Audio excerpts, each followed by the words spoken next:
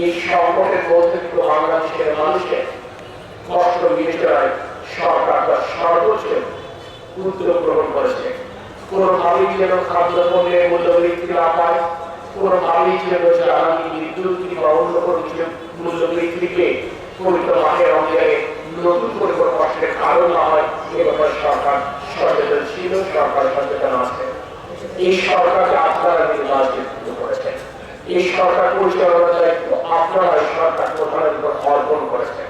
তাই আমরা বিশ্বাস করি বৈশ্বিক সংকট বিবেচনায় আমরা আমাদের জীবনের প্রতিটি ক্ষেত্রে পিছটা সাধন করতে হবে।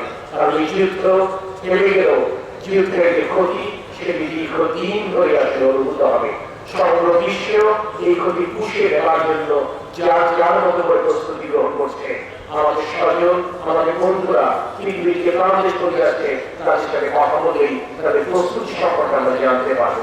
আমি আশাবাদ ব্যক্ত করছি যশোরবাসী নিশ্চয়ই সমগ্র বাংলাদেশকে